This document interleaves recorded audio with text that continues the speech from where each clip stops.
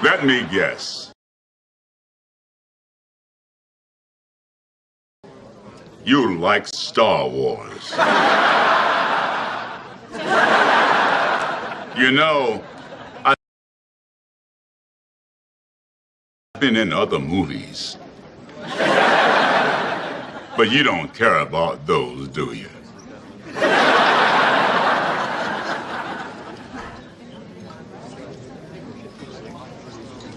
I have one thing to say to people like you. I like Star Wars too.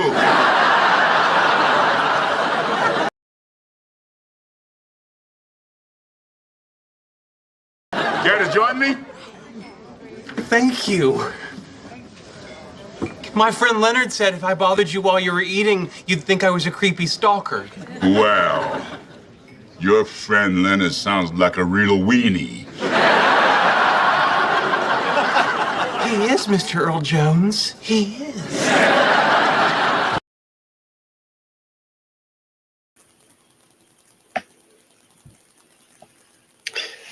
Good journey, everyone. Welcome to Not Long Ago in This Galaxy. That is not what this is. This is Space Oats Live. How you doing tonight? We'll get into our Not Long Ago in This Galaxy segment in a moment. That clip is just the epitome of James Earl Jones. I mean, what a great person. And as we know, James Earl Jones passed away this week. We'll be talking a lot about James Earl Jones later, but I really had to start this off. I know the quality wasn't the greatest. I wish I could stream it with, no lagging or whatever, but I don't have the greatest equipment. But it's a great clip from The Big Bang Theory. So one of my favorite shows, just so great. So much fun, and they touch on a lot of Star Wars in that series. If you're not a fan of The Big Bang Theory and you are a Star Wars fan, I highly recommend you going and watching those shows. If you're, like a sci-fi nerd, gamer nerd, whatever, like me, well, I'm not a gamer nerd, but I'm a sci-fi nerd. You would totally understand that show, and most likely you probably have some connections with what your youth was growing up when, those individuals in that show were adults, but it's such a fun show, and it was a great show when it lasted, and that was just a great episode. It was all about, like, literally that entire episode had James Earl Jones in it throughout it, and it was just so much fun. It really showed how much he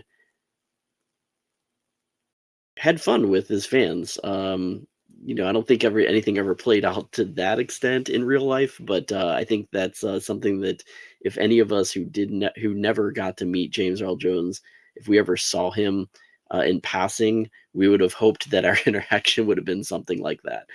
And also throughout that episode of how things took place, which it is, again, it's a great episode. If anything, just look for that episode, watch that episode. I can't remember which season it is, which episode it is, but what a blast that episode was. If you are joining a little bit later, or if you're joining, and watching this later on your own time after this stream ends, this live stream, I did throw up a question there. What is your favorite James Earl Jones moment, non-Star Wars related? That probably has to be mine. Again, that episode was just so much fun. James Earl Jones in later years doing that and just having a lot of fun. It seemed like doing that episode. I didn't get a chance to look and see how it was filming that, but I know a lot of people that knew him from on set when he did that said just had so much good things to say about him, which everybody did. So what an amazing legend James Earl Jones was to the movie industry, and we'll talk a lot about that a little bit later. So, but we'll hold off on that for now. Again, welcome to Space Oats Live, a Star Wars podcast. This is we're going to talk about some things tonight. So start things off. If any of you know, I do a little segment on my Instagram page. I usually post about something in Star Wars history. Maybe I even go live and talk about it on my way to work. We're going to start off with that segment Not Long Ago in This Galaxy. So this actually takes us back to 2010. So going back almost 15 years with this one. And I love it when Star Wars gets involved with learning and just like kids and helping the community. And I mean, we see that in a big way with the 501st and with the Rebel Legion. These are two cosplay groups that do a lot for the community, volunteering their time, just their essence of Star Wars love, bringing that and just bringing smiles on people's faces. And what an amazing two groups they are. And then, of course, I mean, you can't leave out the other ones as well. I mean, the Mando Mercs, and there are some other smaller groups as well. Mando Mercs is getting pretty big, being an offshoot of the 501st. But it's just, there's such great communities, and there's such great people too. If you've ever met any of them, they're just so amazing to talk to. Just an amazing group of people. This isn't kind of directly tied to them, but they did help out at this event that happened in 2010. So going back to 2010, in San Francisco's Children's Museum, Zoom, ZEUM. I don't know if that is even open anymore, but I know that they've done other Star Wars kind of connections events, but this one was a really big one in 2010, and it was September 11th and September 12th of 2010, and it was a Star Wars, the Clone Wars weekend event there. And it kicked off today in 2010 at Zoom, San Francisco's Children's Museum, and it featured interactive, the Clone Wars themed activities, costume workshops, exhibits, lightsaber activities, and so forth. And it was definitely an intergalactic adventure for kids, and it was very hands-on. Again, this was at San Francisco's Children's Museum, Multimedia Arts and Technology Museum for kids. Again, mainly geared towards kids, but it was kind of a family event. And the museum teamed up with Lucasfilm, so Lucasfilm did have a direct work in this, which was why it was so praised and so amazing at what they were to accomplish and what they did. And it was held during the weekend. Again, it was September 11th to September 12th. And it offered kids and families the opportunity to connect with the then Cartoon Network, popular animated series Star Wars: The Clone Wars. Zoom has always had very signature multimedia arts and technology experiences. So combining that with Lucasfilm really made for something spectacular. Again, really connected with the Clone Wars theming at the time, since it was in the middle of its airing. And again, the event was aimed at the younger fans of the series. So Zoom featured interactive, the Clone Wars themed activities, costumes, workshops, exhibits, lightsaber activities, and it was kind of an at your own pace event. So you didn't have to do this, do that at certain times. You could kind of experience it out of order, do things however you wanted to at this event. And it had several areas for children to explore their creative side, and kind of, I would love to know, again, 10 years ago, you got these kids, they're probably in their later, their high school years now, maybe even thinking about college. And you wonder if it had an impact on some of these kids to get into motion picture or, being an artist or some sort of, film related career just from this event. It would be amazing to hear stories about that. But the visitors of all ages, they could train with Jedi Master Obi-Wan Kenobi. I'm guessing looking in the way he did during the Clone Wars era, since this was all about the Clone Wars cartoon as far as the way it looked. They could learn how to wield a glowing lightsaber, which was amazing. Kind of takes me back to Star Cruiser. and what we were able to do there with lightsaber training, and then also lightsaber the Jedi Temple trials at Hollywood Studios. That is not there anymore. I wish they would bring something like this back, some kind of lightsaber training, not just for kids though, too, because the adults had a great time on Star Cruiser doing the lightsaber training, and I think that this would be something that that we could do somewhere in Galaxy's Edge. I've always said, like, I was really hoping for something at D23 to be announced more like an expansion of Galaxy's Edge, and I think that this would be something that there's enough space to put a room the size of what was on Galactic Star Cruiser somewhere in Galaxy's Edge, and they could have two of them. They could have two different experiences. You find a long lost temple of whatever, and there's a secret passage to get in there. You have to sign up for advance, whatever, and pay whatever the cost is, and go into this experience. And depending on if you choose light side or dark side, you possibly could have a different character teaching you, which would be or show up. I would see that kind of like on Star Cruiser where you had a Saja teach you. They could probably do something similar to that, like some kind of Force user, light side and dark side, like teaching you the ways of the Force. And then, because you chose that path, it could be whatever character shows up. So if you chose that light side path, maybe Rey shows up during your experience. And if you choose that dark side path, maybe Kylo shows up during your experience. I think that would be a great experience. I think people would pay good money to do it. Especially if you had something that you got to take home with you. But I think, for a 15-minute session or whatever, I think people would pay a good amount of money for that. I know I would, to try it out, and also to get to wield a lightsaber in the way that I did on Galactic Star Cruiser again. I think it would be fantastic. So who knows? Maybe we'll see something like that come to fruition and make its way either to Galaxy's Edge or wherever else on Disney property. But I think that would be a lot of fun. Also at this event, in the animators, there was an animator studio, and you could create your own Star Wars scene. So the families together with their children could create untold stories in a galaxy far, far away. And they could do this by building clay model Star Wars characters, or using Hasbro action figures, and they could bring this adventure to life. And also you could make a foam R2-D2. You could play Clone Wars dress up. Again, they had costumes there to try on. You could perform karaoke with a scout trooper.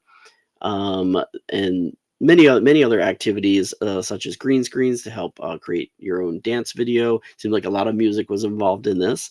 And then, as I said before, whenever there's an event that's geared towards education, any type of raising funds for help for children or whatever, who's there? The 501st and the Rebel Legion, and they were there in attendance for this as well. So this was back in 2010. This Clone Wars weekend event at San Francisco's Children's Museum happened September 11th and 12th. So that is your not long ago in this galaxy. That museum ended up doing another Star Wars exhibit in a way, not the same as with all of the different interactions and things, but they did an exhibit that was almost a year long in 2022. I think it started in March of 2022, and then it lasted all the way until January of 2023. So that actually just took place not long ago. So I'm guessing, I don't know if this place is still open or not. I'm guessing it is. But what a cool little place. I guess they have a lot of ties with the Star Wars community, with Lucasfilm and so forth. And what a great place for kids to be able to go. We need more ways to get our kids inspired today. And what better way to do that than doing that with Star Wars? So, so what an amazing.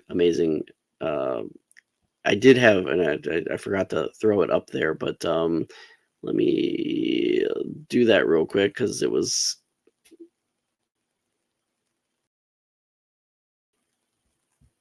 two, maybe, I don't know. There we go. I think this is right. I did have the kind of like the Let me do this. Since I had that video playing, I didn't really. Yeah, that's good. So yeah, that was the advertisement at the San Francisco Children's Museum. Again, basically shouting out there that there was going to be lightsaber activities, Clone Wars arts and crafts, photo opportunities, and special workshops. So definitely geared towards Clone Wars. So what a fun time that looked like. Pretty amazing. So moving on, right? Moving on.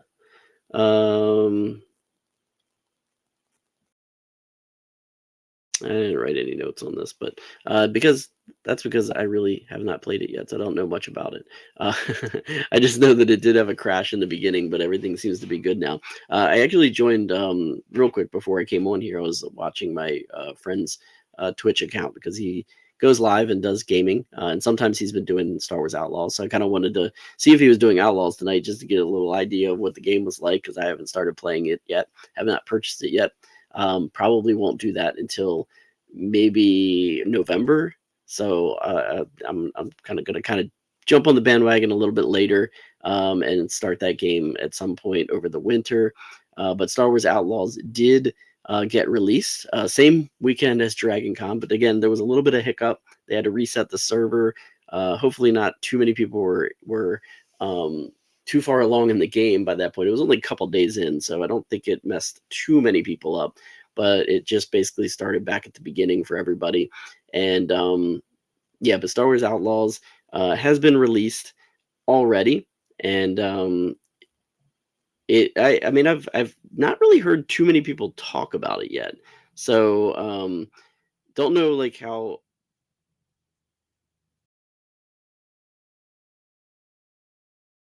the game's going, if people are liking it, not liking it. I don't know if anybody that watches this has played it yet, but would love to hear your opinions of it.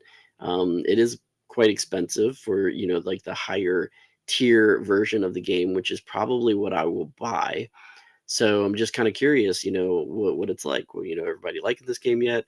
I haven't heard much. I haven't really scoured the internet yet to know. It does look very beautiful. It looks like it's a step above, what the Jedi series is. I mean, I think Survivor, Fallen Order, and Survivor are both beautifully crafted games. And this is a little bit different, and looking forward to it and playing it. And it seems like it's fun. A different take on Star Wars, not always with the lightsabers. Yeah, I kind of can't wait to dive into this one. So hope everybody's enjoying that. I know on StarWars.com they just released, like, if you're big with like temporary tattoos and things, which I honestly did not know that you can print those yourself. I didn't know that you could get like the printed paper and make your own. I don't know why I didn't know this, that it was that easy to do that. Now I kind of want to do it, and and get some temporary tattoos for me for when I go to conventions and things. But yeah, so that is a thing. If you want to download some of the syndicate type tattoos that she wears in the game, that she has in the game, you can do that.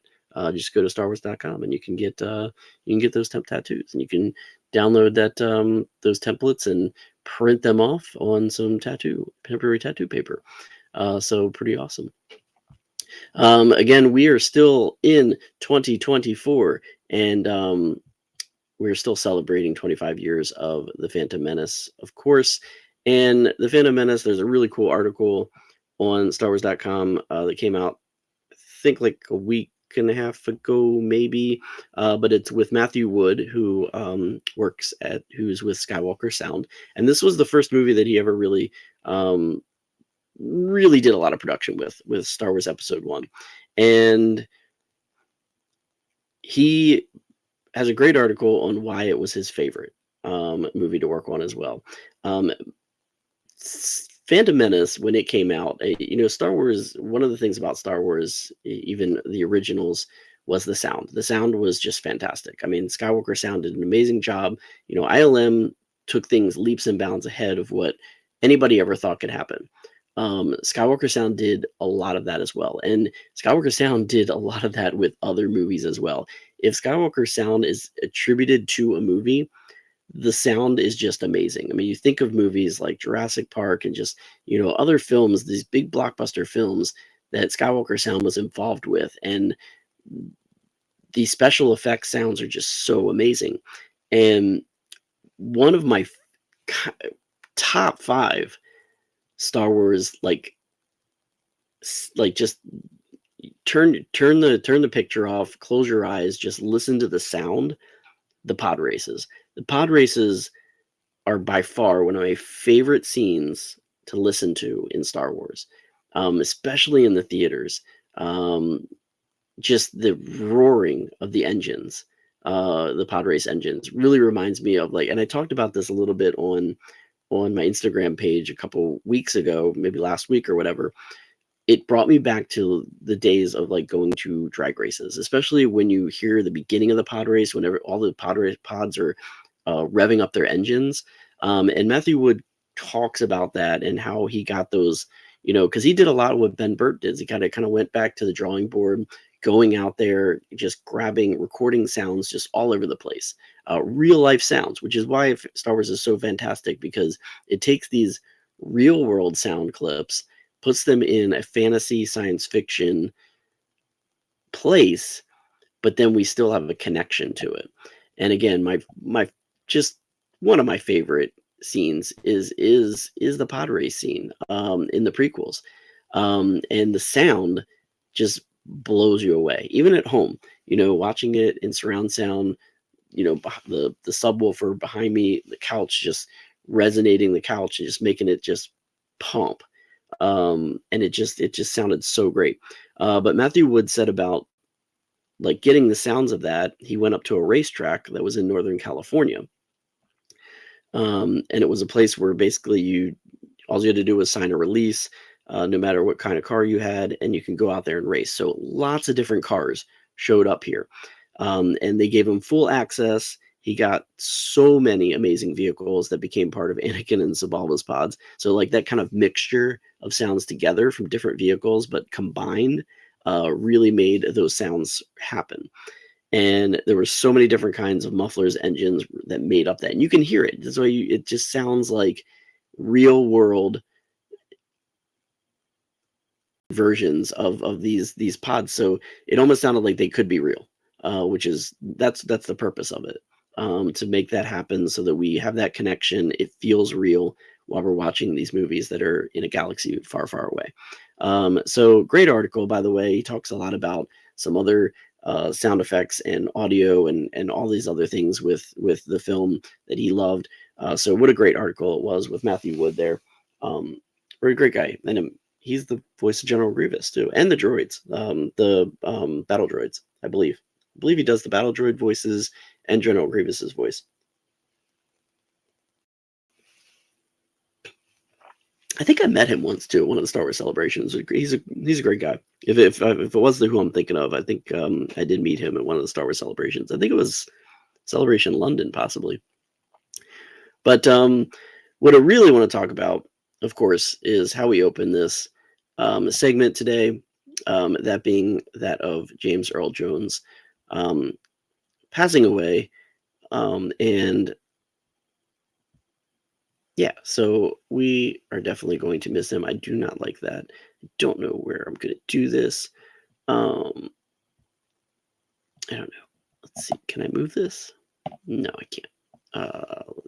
Let's. I don't want to move. Do I have to move? Maybe I do have to move. Let me move. There we go. But yeah, so James Earl Jones passing away this week.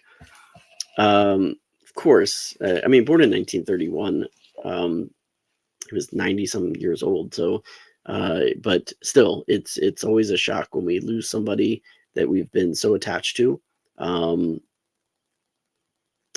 Alex. So Alex is the one that I joined, as I was talking about earlier. I joined his Twitch really quickly. I was on there for a little bit. I got home kind of, and then I was doing some stuff, getting ready, and I did jump on there. What a crazy game you were playing. It wasn't Outlaws. I was hoping you were going to be playing Outlaws because I wanted to see how everybody was liking that. But yeah, so sad. James Earl Jones passing away. But born in 1931. I mean, obviously we all know him from as Darth Vader, just an iconic voice as Darth Vader. And it's funny how he kind of reacts to that and how he feels about that. He kind of feels that, he was just more of a prop in a way with that. And again, the clip that I showed in the beginning, he kind of makes fun of that a little bit. He's always said that he felt like he was more an observer than a fan, than more of part of the production, because he felt he played such a small part, but he didn't play such a small part. I mean, if it wasn't for James Earl Jones, I have this feeling that Star Wars would not have been as successful as it was. But everyone at Lucasfilm, I mean, there's been so many posts and things from the company, the community, the fans, everybody deeply saddened to learn of his passing. Again, at the age of 93, 4 decades in the in the acting industry, stage and screen, and of course, lending his voice to the role of Darth Vader being the most iconic part of that. And he kind of makes fun that was his big success. That nobody remembers him in some of his more dramatic roles on stage and screen. But he was in one of my favorite classics, Stanley Kubrick's Doctor Strangelove, or How I Learned to Stop Worrying and Love the Bomb, which came out in 1964. I love Stanley Kubrick, and he was in that film. That was one of his first films, if not his first, that he was in. And interestingly enough, one of the reasons why I love Stanley Kubrick is because a lot of his films had an influence on George Lucas. George Lucas was a big fan of Stanley Kubrick's, and you do see a lot of inspiration from his films in George Lucas's films. So yeah, a lot of people don't know that. A lot of people go right to Akira Kurosawa as one of George Lucas's inspirations, which is a big part. But then, of course, there's those World War II footage and Doctor Strangelove, which again was another influence as well. And you can see that when you watch it. It's a fun movie, definitely dated, but yeah, it's definitely a classic. I feel I'm a big Stanley Kubrick fan, and that is one of my favorite classic movies of all time. But if you also know the iconic "This Is CNN" introduction. I don't know if they still do that anymore on CNN with his voice, but I remember growing up when I got cable and you could hear that. You turned on CNN. I didn't watch CNN growing up. I wasn't that interested in all of that. But yes, if you watch CNN, which my dad did, you would hear James Earl Jones's voice. This is CNN, and that was the line. That was his line. That was that signature line that he spoke. And yes. See, I'm bringing out all these fun facts for you tonight. Yeah, for that cable news channel, and a lot of parental gravitas as the brave Mufasa, if you're a Disney fan. And he did that voice not once but twice, coming back for the 2019 remake, which Jon Favreau, I think he basically said he never even thought of anybody else doing the voice of Mufasa when he wanted to do the live action or the CGI action remake of Lion King. And I honestly, I remember when they announced it, I said he's got to come back and do it. There's nobody else that can do that, the voice. I mean, really, we were talking about that at work on Monday when we heard of his passing, and who is an iconic voice that can kind of take over the reins. And I mean, really, there's a couple out there that you can think of, but really one of them, that I think that possibly could have that same type of intensity might be Morgan Freeman. But it's going to be interesting to see who kind of takes the reins as like a voice actor with that type of just intensity that he had, and so much emotion in his voice. Just so amazing, so well spoken, and for a stutterer, But some of my other favorite movies that he's been in, Coming to America, King Jaffa Joffrey, just so funny in that movie. Really showed his versatility in comedy as well, which I love that film. And he came back, actually Coming to America was actually his last film that he acted in. And it wasn't as great as the first film, but still funny and great, and just what an amazing person. Field of Dreams, another one of my favorite films of all time. I grew up a big baseball fan, collecting baseball cards, and that movie just hit every essence of a baseball fan, just from the amazing Hall of Famers from times past, and just kind of hearing this amazing story. It was just such a feel good movie, and he played such a great part in that. Again, kind of crazy and comedic a little bit in that movie, in that role.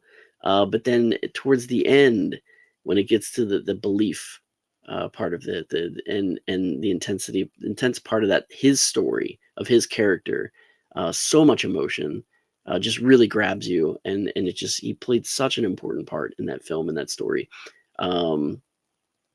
Just one of my favorite non-Star Wars related movies that he did. And then of course The Sandlot, again, baseball, and he was that individual that owned that house next to the baseball field where the ball went into the backyard, and rather than just going up and knocking on that door, those kids had a lot of fun. And then of course we meet him in the end of who he is, and pretty amazing story. Sandlot, so much fun, that film. What a classic, but what a great actor. Born in Mississippi, raised in Michigan. He was a stutterer, as I said before, which is amazing to think about, because he's just so well spoken, and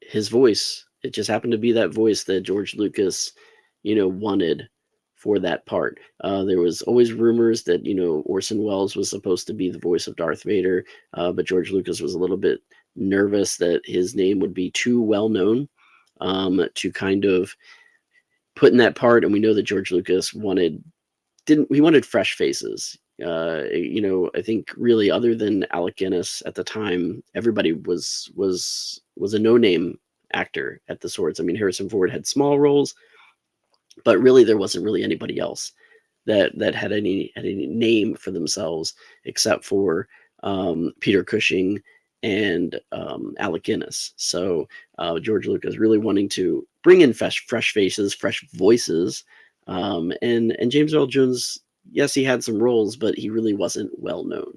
And this really did put him out there, even though he wasn't even credited for the film, the original film. So, which is kind of amazing. But a couple of different things that James Earl Jones had said about the performance, which is pretty amazing.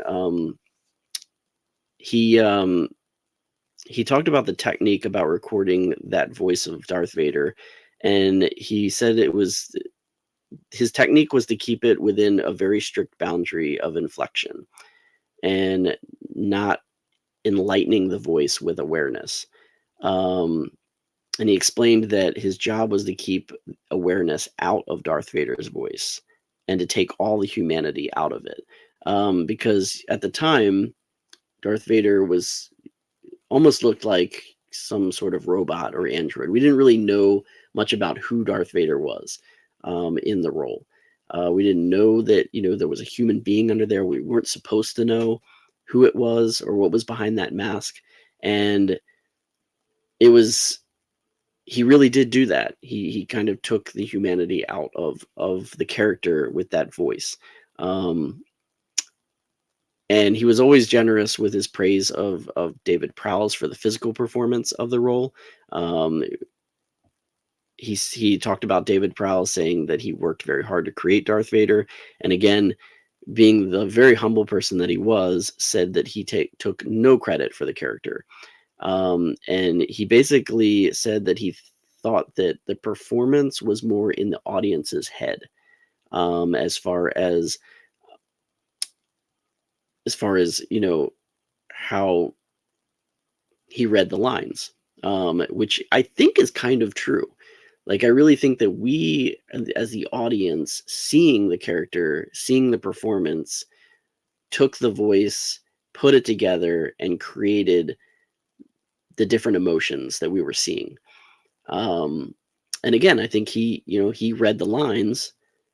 I don't know, how he read the lines. I don't know if he got to see clips, or I'm sure he had storyboards at least. But again, just kind of reading the lines with no humanity. But then when we actually see the character, we see the performance, we put it together, we create this character of who this character is in our minds as the audience. So interesting little thought of that. He said Vader is good proof that if you stay out of the way of a character, good effective dialogue will evoke in the viewer or listener all kinds of wonderful things that come from the viewer's mind. So again, he's never really tried to make the character anything from his vocal performance. He wanted us to kind of make that happen. And I think it changes.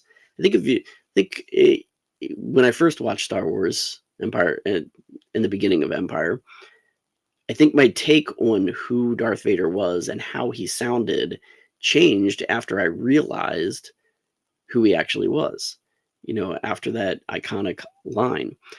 So speaking of that, in 1980, Star Wars The Empire Strikes Back, Jones spoke one of the most iconic lines in the motion picture history, which is one of the most misquoted lines in Star Wars history. That would be, "No, I am your father." And of course, so many people read that as the line of Luke, "I am your father." A lot of times when you see characters kind of mocking that, I always go back to Tommy Boy. I don't know why, but I always go back to Tommy Boy and Chris Farley speaking in front of the fan as it's moving and getting that "Luke, I am your father." Classic moment, but misquoted.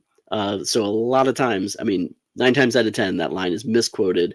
It was officially, "No, I am your father," was the official line. And yes, totally misquoted. He recalled about that line that when he first saw the dialogue that said, "Luke, I am your father," he said to himself, "He's lying." And he wondered how they were going to play that lie out. So very into the story as a fan, which is, again, what he said to himself, that he felt more of an observer, reading the script, following the story, and loving the characters. And that really shows it.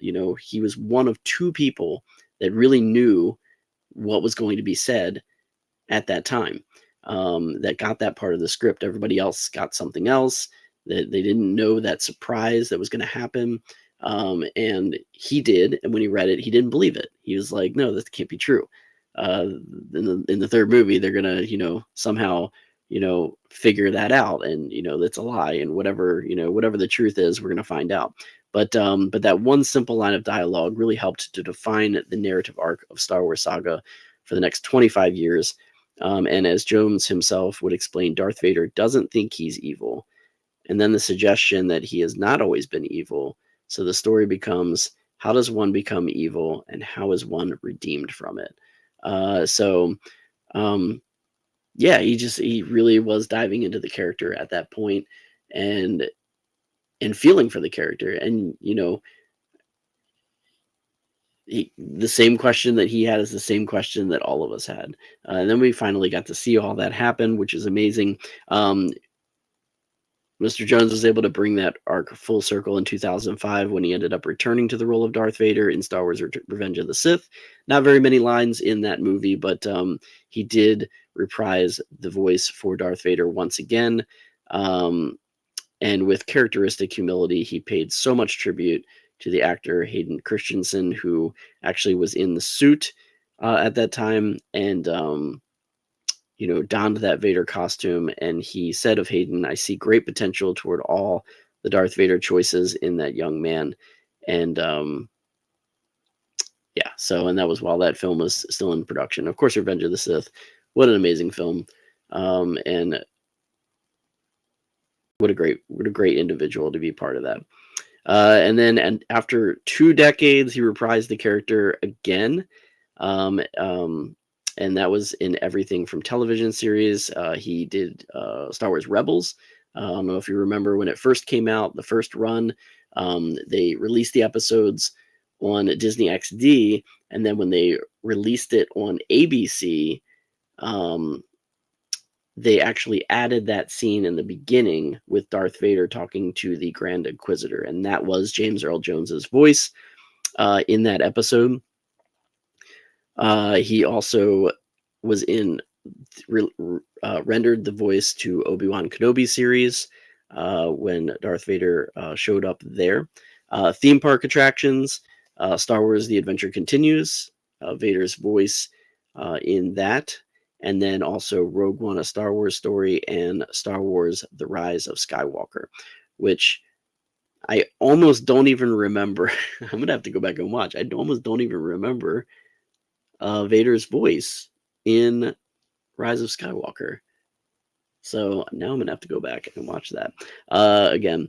But he again said, "I am so pleased to be part of that whole legend," as he reflected on that. And he said, "Even as an observer," and he says, "I am just an observer. I'm a special effect, at best." And that is so not true. I don't think any Star Wars fan could ever think of James Earl Jones as just being a special effect. He is so much as Darth Vader as anybody that was actually physically in the costume. It's a 50-50.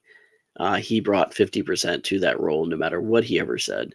And he was the voice of the character, the center of my beloved story that I grew up with, and still to this day will always have a place in my heart, and will have to remain in the hearts of many, the imaginations of many, and that would be forever, because it was said in 2022, going back to Matthew Wood, so much a part of the sound design for Star Wars. He told Vanity Fair that James Earl Jones authorized the use of archival recordings of his voice, supplemented by artificial intelligence, for any future projects in the franchise. So, what a gracious person to be able to give your voice for generations to come with an amazing story. So, starting to get a little emotional here, but yeah, just James Earl Jones. I would say gone too soon, but he lived a great life, and did so much for us, and so many stories. And I'm sure there's other movies out there that I'm just like missing, and just any cameos that he played. He's just such an amazing person. Wish I would have gotten a chance to meet him. I'm not big on the character, paying to meet somebody. I've met people out in the wild, which is so much, I think, more intimate and more meaningful. I did a meet and greet at Dragon Con, not really a meet and greet, a photo op at Dragon Con last week with my wife, because she wanted to do that. And it just kind of seems just very robotic. I'd rather just run into somebody in person, honestly. I don't care about getting a picture. I don't care about getting an autograph. I just want to like say hello and a thank you, and those types of moments that you can tell somebody, I think, mean way more to me than a photograph or an autograph could ever give me. And I've had a lot of those.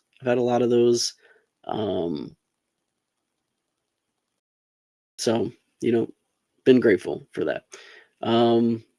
But yeah, James Earl Jones passed away September 9th, Monday, September 9th. At least that's when we found out. So I don't know if they actually gave an actual date, but yeah. End of this week, we got some new Star Wars coming. If you're a Lego Star Wars fan, I am. I've been playing a lot of Lego Skywalker Saga lately. But Lego Star Wars Galaxy Rebuilt. The first of 4 episodes drops on Friday, so on Disney Plus. I thought it came out today. I was like, oh crap, I didn't watch it yet. And then I like ran on there real quick and I was like trying to pull it up. I was like, wait a minute. And the funny thing is I actually have it on my screensaver on my phone. It has the date on the bottom. So like literally, I don't know why I have not gotten in my head that it debuts on Friday. So I'll be waking up Friday morning. Hoping it will debut. I guess it's just Lego Star Wars. It'll probably be out Thursday midnight or whatever, 2 in the morning, whatever they do, and then Friday morning I'll watch it. So, but yeah, first of 4 episodes, which will take us to the end of the month, and then we won't have too long after that before Skeleton Crew arrives. So, but yeah, I mean, that'll take me to the end of the month, and then we got HouseCon coming. HouseCon October, at the beginning of October. So I'm pretty much ready for that. I got my poker chips coming, which I gotta fix my Cantomo. My Cantomo not really working that great, so I gotta fix that.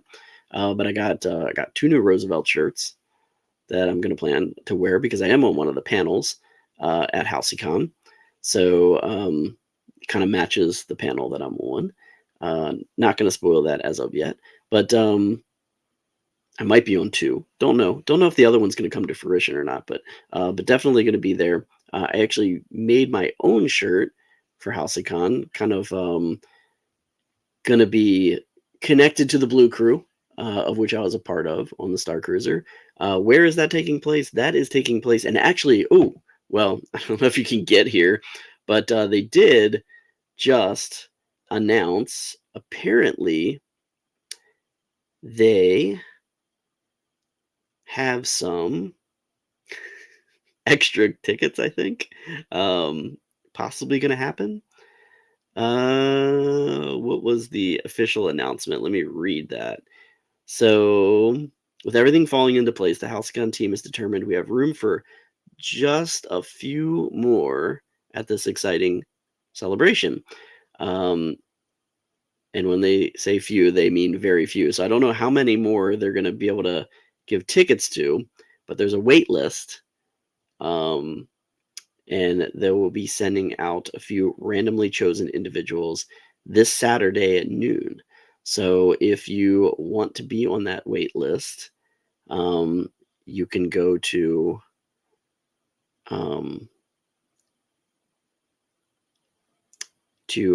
events.halcy-con.com. So events.halcy-con.com. It is October 4th and 5th at a hotel. I can't remember which hotel it's at, but yeah, and you can get added to, it's the Wyndham Orlando Resort and Conference Center. That's where it is. So yeah, so if you missed getting a ticket and you want to get a ticket, you can get added to that wait list, and they will be choosing some from that wait list on Saturday. So not a very big time frame there, but yeah, I got some cool stuff to give away. I got some poker chips that I made, some blue chips for the Blue Crew and for anybody else that comes, honestly, to HouseCon. And yeah, but I got a cool shirt that I'm gonna make as well. But yeah, I think that's about it for this week. I apologize for not going live the past couple weeks. Some things happened. Obviously, I was at Dragon Con a couple weeks ago. And didn't take enough pictures, honestly, but we have already purchased our 5-day passes for next year because Dragon Con was just so amazing that I definitely want to go back and experience that as a whole, and just get a little bit more time because it just seemed a little bit too overwhelming. We got to see some cool friends there. It was a blast. Didn't take a lot of pictures, but I did Mosh Isley while I was there. That was so much fun to see everybody. It was just great. And then, but it's just been a crazy year so far. Once HouseCon is done, it's time for me to relax until the end of the year. Hopefully I won't have too much to do, not going anywhere, just chilling, just taking in some Disney on my time off and things like that. So, and honestly, I don't think really we're going to do much until come next year. Maybe not until MegaCon, honestly. MegaCon might be something that I go a couple days to. We already bought tickets for MegaCon, so that'll be my next big thing. So here's to hoping to try to get my armor done by then. I don't think so. But Alex, who has just been so horrible at it, not even working on it. It just seems like it's such a daunting task, and I don't even know where to start. It's just one of the things. I have the box in my living room, and I look at it. I take a piece out, and I'm just like, I don't know. It just seems so exhausting. But here's to trying to work on that over the winter. That's going to be the big thing, doing that. But and then Star Wars Celebration Japan next year. So we got a lot coming up. But to armor parties. Yeah, the time to do it, to get together with somebody. I know a lot of those people that do that. It just doesn't really match up to when I can yeah, it's unless they did like a breakfast armor party. It's the only way I'm joining in. I really wouldn't have to have that much time to do anything, but yeah.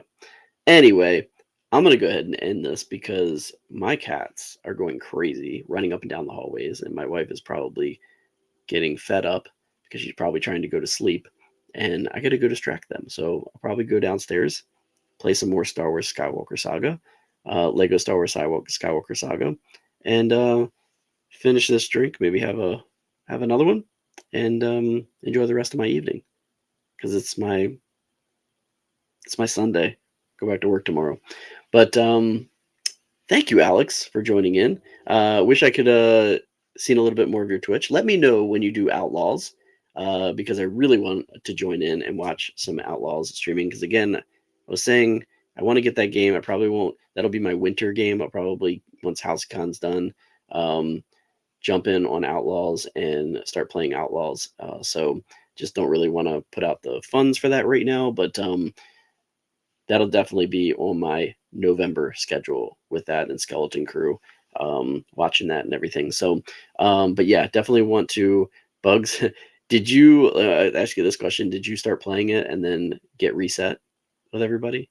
Because they had that reset that happened like in the first week. Don't know if you got caught up in that and started playing that quickly, but I know that happened for a few people when they reset the server. But yeah, that is it for me tonight. Thank you for watching, Alex. Thank you for streaming this later. If you're streaming this later, if you do like this, please hit that like button. Oh, it was only for the PS5. Gotcha. Okay. So it wouldn't happen to me anyway. I had the Xbox. So, but, oh, it only reset for the yeah, that's right. Cause yeah, my friend that it reset on, she had a PS5. Okay. And her husband was playing it. She hadn't started it yet, but, thank you for joining in. Thank you for watching this later. Please hit the like button. If you like this, leave some comments. Hit those notifications. That way, when I go live, which is usually 10 o'clock p.m. Eastern Standard Time. I actually am going to try to go live on this maybe soon instead of going live on Instagram. When I do my not long ago in this galaxy every day, I'm trying to jump everything kind of over because I want everything to kind of save. So might start that tomorrow. We'll see what happens. If not, it'll happen on my Instagram page. But again, thank you very much. Have a great night. Until next time, remember to do something Star Wars. Watch some Star Wars. Perhaps go back and watch something with Darth Vader. Or you know what? Watch one of other James Earl Jones. Pay tribute to James Earl Jones. Watch something James Earl Jones, please. Listen to something James Earl Jones. I don't think he was in any video games, but play something Star Wars. Read something Star Wars. Most importantly, remember, may the stars light your way. Have a great night, and hopefully I will see you next week.